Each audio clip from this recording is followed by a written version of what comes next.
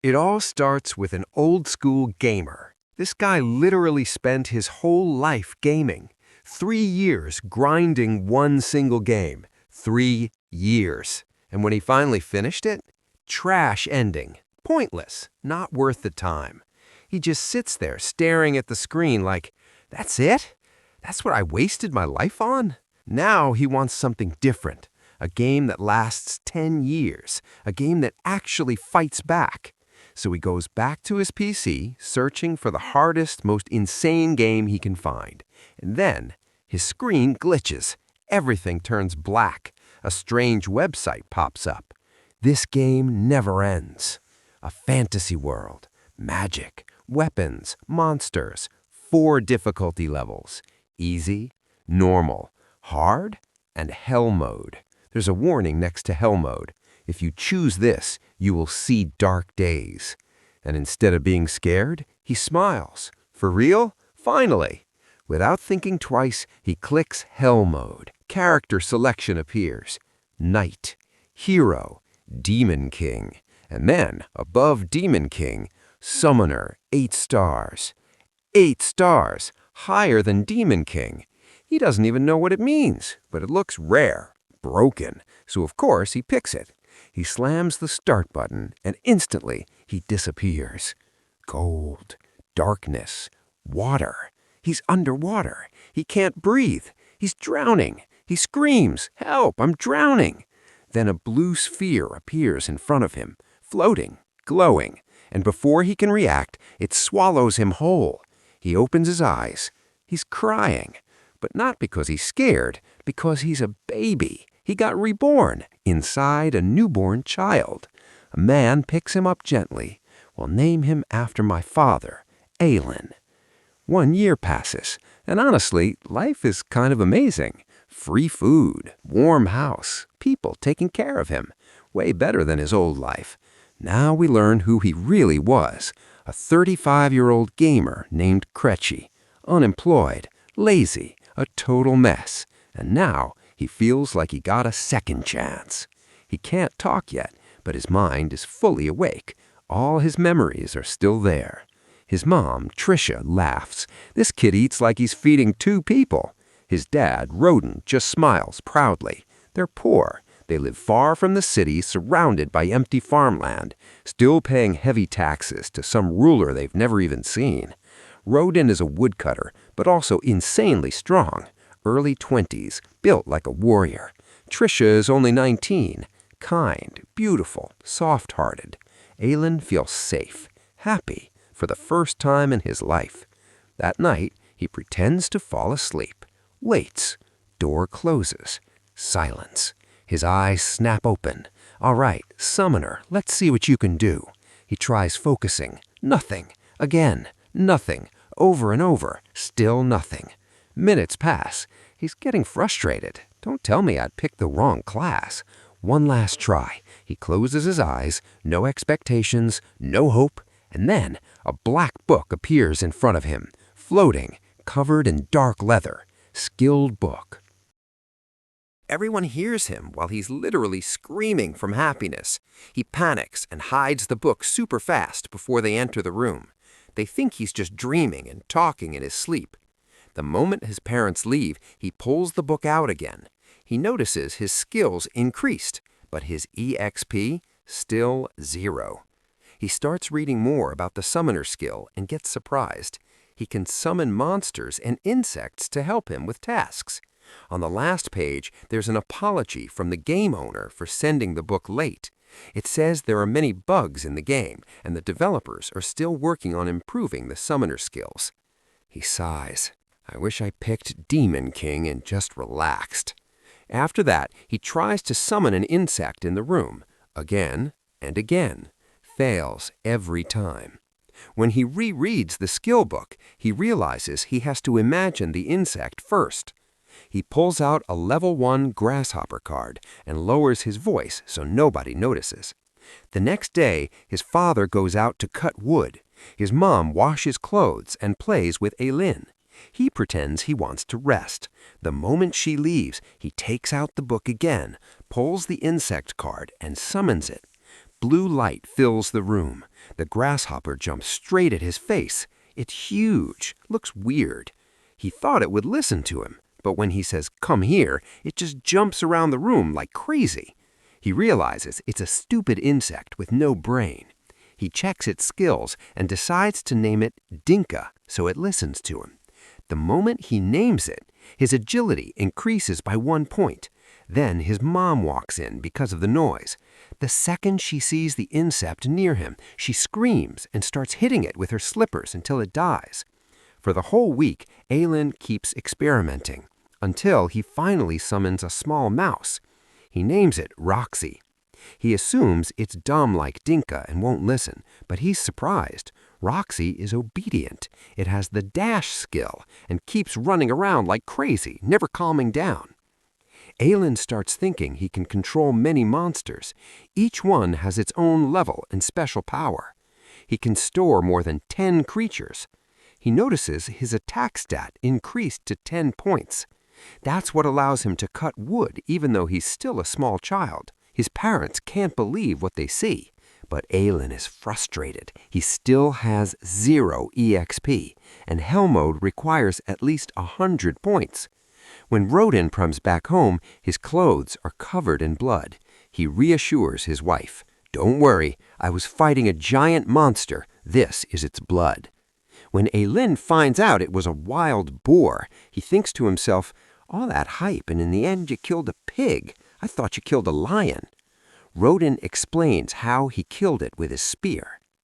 Aelin realizes the boar was actually huge. He wants to see it. It'll be his first time leaving the house.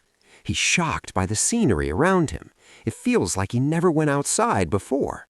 His father points at the alba birds and tells him they migrate north this time of the year. He named him after a baby bird because he expects him to become an adventurer and travel the whole world, to live the real adventure he always dreamed of. At first, Trisha didn't understand and argued with him for naming their son after a small creature. When Aelin arrives, he's shocked by the terrifying view. A massive dead boar lies in front of him. 3 men are cutting it apart. He realizes his father wasn't exaggerating. Then Gerard, his father's friend who fought with him, says, "The hero who killed the monster has arrived, boys." Aelin realizes his father was the one who finished it. Gerard looks at him and says, "Who's this little monkey you brought with you?" Aelin replies, "What's up, Uncle Gorilla?" Gerard is shocked that the boy is only 1 year old and talking like them. He has a daughter named Karina around the same age, and she can't even say her own name yet. The 2 kids greet each other. Aelin asks about the boar's strength. Gerard tells him it's a strong rank C monster, and it takes 20 strong men to kill it.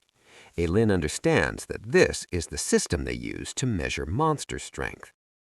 After 10 months, Ellen reaches level 2. He's super happy and can't wait to try his new skill. He notices his orb storage has doubled, which means he can now summon more than 2 creatures at the same time. A new feature also appears in his skill book. He can literally read his own thoughts written on its pages. At night, he keeps eating to store energy, then goes back to his room and uses magic. He tries to fuse the mouse, Roxy, with another similar creature, but realizes his magic points still aren't full. He gets upset because his plan fails again. A year passes, and Ellen turns 3 years old. He sits under a tree reviewing his stats, and finally manages to fuse 2 beasts into a bird.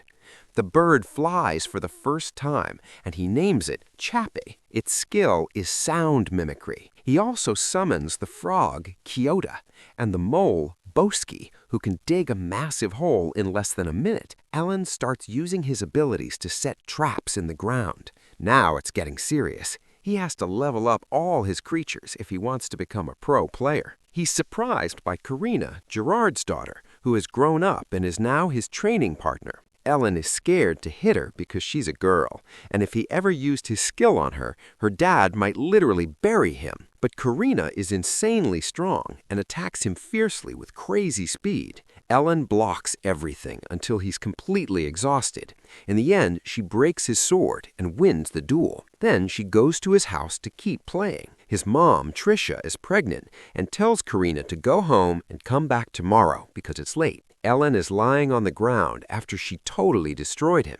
When he wakes up at dinner time, he asks his dad if he can help harvest potatoes because his mom's belly is big now and she can't move much. His parents are shocked. He says it's the first time he's felt responsible, like a grown man, not a little kid. Trisha teases him, "Don't forget to protect Karina. She's your future wife." Ellen replies, "Wife? She's stronger than me and beats me every time." Roden is waiting for the evaluation ceremony. Trisha explains that when Ellen turns 5, he'll go through a ritual to discover his talents. Every child is born with a different gift, and that gift determines their rank. If he gets a strong talent, they could escape poverty and slavery. Winter comes, and Ellen trains every single day. Karina keeps coming over to spar with him and keeps beating him. Roden jokes that he hopes to see him win against her at least once. One day, Trisha suddenly collapses outside, holding her stomach in intense pain. Roden realizes she's going into labor and tells Karina to call her mom quickly. Ellen strengthens the fire to prepare hot water. It's the first time he's seen something this serious at home. Soon, Karina's parents arrive and handle everything. By morning, Trisha gives birth to a baby boy. Roden names him Rodon Mosh. Trisha says that sounds like a monster name, just like Ellen's, and Roden admits he doesn't know any names besides monster names. She gets annoyed but ends up laughing. Ellen feels like this is the first time he's ever been in a situation like this. It's also the first time he truly feels alive. He regrets wasting his previous life, but now he has a new chance to learn, to grow stronger, and become the strongest in the world. Seeing his little brother makes him really happy. He tells himself his brother would be the one to break their cycle of poverty. After that, Ellen heads to the city with his dad. Both he and Karina have turned 5, and they're going to attend the skill evaluation ceremony. Roden tells him if he gets a talent, they'll finally escape poverty and slavery. But there's one big problem: the number of competitors. There are tons of kids there, especially from the neighboring village. Many of them turned 5 this same month. Gerard and Karina are waiting for them. Karina is shouting loudly and pulling her dad's hair after seeing the road to the city. Ellen is also shocked. It's his first time here, and the houses are completely different, tall with multiple floors. Karina is super excited because she wants to become a knight. Everyone gathers at the church for the ceremony. Ellen notices there's heavy competition. He hears people talking about him and his dad, mocking his black hair and black eyes, saying he's obviously a country kid. Then the doors open and 3 priests appear. The head priest announces that today is the opportunity of a lifetime. A gifted child can have a brilliant future in the kingdom. He explains that many heroes came from slavery, and even the middle class looks shocked because they thought heroes only came from their ranks. They mention the heroine Classis, who was born from commoners in a poor class, and also the current swordmaster, who descended from slaves. Alan remembers reading about this before. In the game, he chose his rank, but the instructions said he had to start from extreme poverty to build the character properly. He thought it was just his character settings, but apparently it applied to everyone.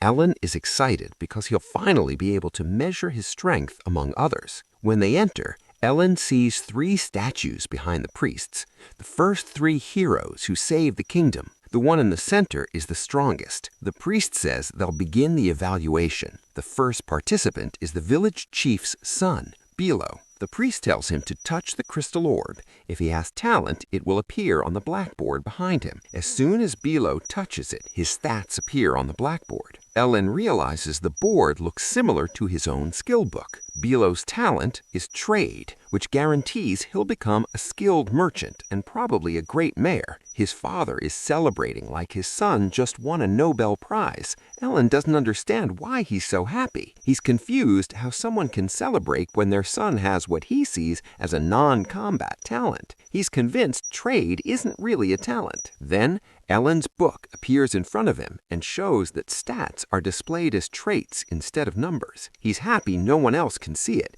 It's a new advantage that lets him use it any time. Another boy tries the crystal, but nothing appears. The priest tells him he has no talent, and he walks back to his father sadly. Ellen is surprised that so many kids have no talent. The next boy shows a strong talent in axe mastery. His father shouts proudly, "Well done, Dogo, you've raised my head among these slaves." He becomes the first one with rank A, but Ellen isn't impressed. His level is higher. Then it's the poor class's turn. One by one, they finish until Ellen and Karina remain. Karina runs to the crystal. The moment she touches it, a massive beam of light bursts out. Everyone panics, scared the crystal might explode. The priests completely lose it when they see the evaluation. Gerard asks nervously about his daughter's result. The priest, still shocked and barely believing his eyes, says, "This girl is a miracle. Karina has the talent of sword sovereign."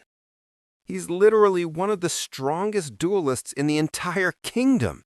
And of course, everyone is shocked by the news. No one can believe that the sword master has been living with them in the same village. Rodin had known for a long time that she was special, and Gerard's eyes are shining from how happy he is. He tells her she has insane talent, like the strongest talent in the whole kingdom. Karina is kind of frustrated and doesn't even get what sword master really means. She just wanted to be a normal knight. Ellen is super happy for her and finally understands why she's always so hyper and excited. Then he hears the priest calling him, so he walks toward the crystal for his evaluation. He's scared his dad will find out he's a necromancer. The second he touches the crystal, it lights up and then instantly shuts off, so he thinks it's broken. But suddenly it shoots out a massive beam of light, way stronger than Karina's. The shock knocks him straight to the ground, and his dad runs over to check on him. Ellen tells him it's nothing compared to what Karina does every day. When he goes back to the priest to check the stats, the priest shocks everyone and says Ellen doesn't have any talent at all. Ellen can't believe it. He says the thing must be broken and starts thinking the game developers are idiots and probably forgot to update the stats. He even makes fun of the so-called main character and says he's just waiting for the stage where he'll face him. No one even understands what necromancer really means. Rodin looks sad and tells him, let's just go home. Tricia is waiting for them at the door. The kid's already grown up. Rodin tells them what happened in town and says he's proud of him, even if he doesn't have talent. Ellen pretends he's upset, but he's actually really frustrated. He wanted to get them out of poverty, even wanted to buy them a bathtub because they bathe in the river. But at the same time, he's happy he was born into this family. He stays up all night thinking, going over everything in his head. He realizes what happened is probably because he chose hell difficulty. Everyone his age is level 1 like him, but he's the only one who picked necromancer, and that class doesn't even activate at level 1. He remembers reading that this specific difficulty needs experience, but back then he didn't care and thought it was just a normal game. Then he stands up and tells himself he has to prove his real power. Soon the game will know its place and he'll prove to everyone he's the strongest gamer in this world. He blames the developers for what happened and decides he's going to use the system book to file a complaint. The next day, they go visit Gerard's house. Ellen feels like his dad has changed. Tricia says he's been like that since yesterday. Matilda welcomes them inside, and they gather to celebrate Karina getting the Swordmaster talent. Karina now knows Swordmaster is even higher than a regular knight. Ellen acts happy, obviously. Rodin and Gerard are annoyed at each other and don't want to talk. Rodin tells him to enjoy his drink alone, but Gerard reminds him guests drink first. Ellen feels like his dad might be jealous because of the Swordmaster thing. Gerard refuses to take the drink from him. Rodin gets mad and tells him he's genuinely happy for Karina and came with his family to celebrate her. Gerard gets angry because Rodin told him yesterday to cut ties with their family, and everyone is shocked hearing that. Rodin explains he misunderstood. He says Karina's talent is exceptional. She should join the knights and serve the kingdom. There's a big chance she'll become one of the elites. A gifted child shouldn't waste her future staying with poor people not on her level. Alan realizes his dad is just scared for Karina's future. Gerard grabs Rodin and they start fighting. Alan is just sitting there, watching, super annoyed. He even tells Karina to hit them so they calm down. Karina gets ready with the sword, waiting for a signal, but Matilda steps in herself and punches Gerard in the face to calm him down. Tricia calms Rodin too, and they both finally sit quietly. Alan knows they've always fought like this. Matilda tells him it's just a small fight. Before marriage and kids, they were literally crazy. The four of them grew up together in the same village. When they grew up, each married the one they loved, and since then they've basically been one family. Alan notices their house is built exactly like Gerard's, same design. Each of them even added things to the other's house. They're more than brothers. That's why Rodin is so worried about Karina's future. In the end, they make up. They find out the village chief sent them fancy liquor. Rodin hasn't drunk anything like that since he got married. The next day, they're working together when Gerard finds out the royal knights are coming to see his daughter. Karina goes with them back to the city. Everyone gathers to see who the sword master is, and they're shocked it's just a small girl from a poor family. Then Dogo shows up, acting all arrogant. Ellen recognizes him, the axe kid, but this time he's holding a huge staff. Dogo looks at Ellen and tells him slaves with no talent like him don't belong there. Karina steps in front of him and says Ellen is strong. Gerard grabs her before she kills the kid. The royal knights arrive with Commander Zane, the current swordmaster. The village chief personally welcomes them and calls Gerard and Karina to meet him. Karina is super excited. Ellen is happy too because she's finally about to achieve her dream. They've been playing sword duels for 3 years, and now she'll be a real swordswoman. Zane can't believe this little girl has the swordmaster skill. He says she'll have to leave the village to become a royal knight. Gerard is terrified. She's not even 5 years old and never held a real sword before. Zane accuses him of lying and thinks this might be a trick to fool the Baron.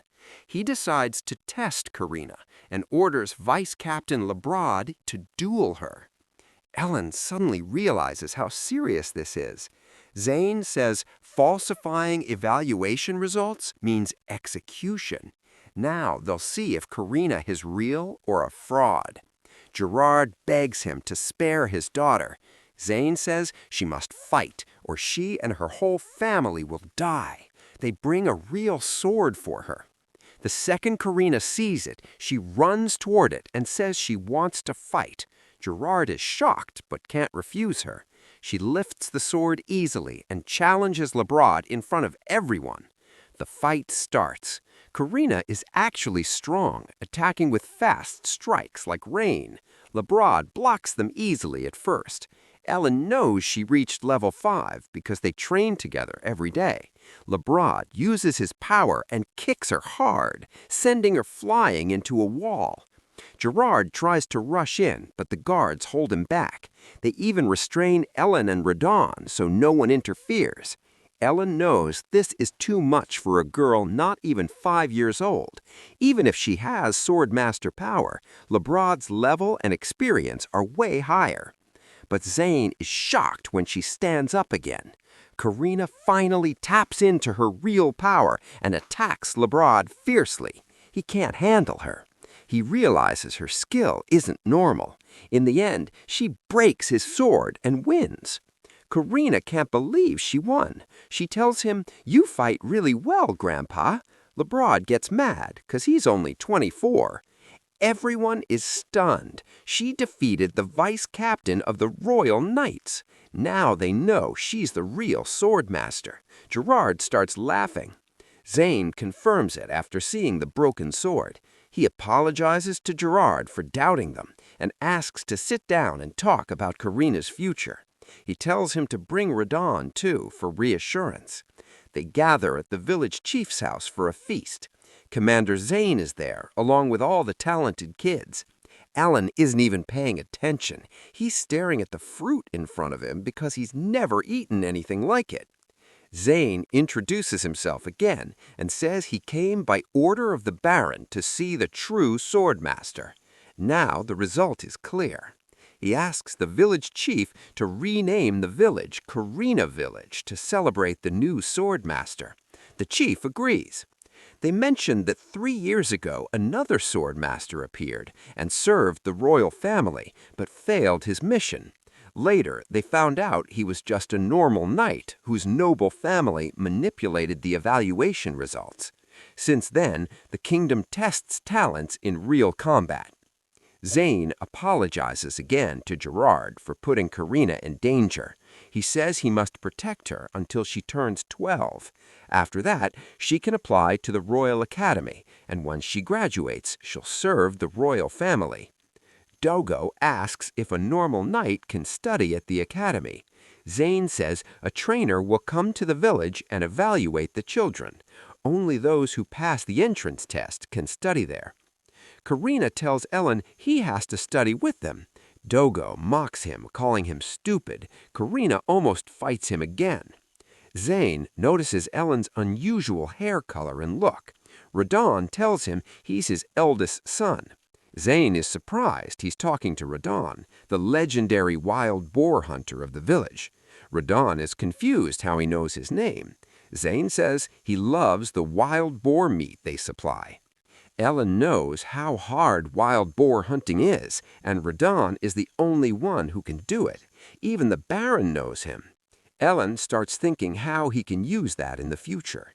On the way home, Ellen steals fruit for his mom and little brother, only to realize his dad did the exact same thing.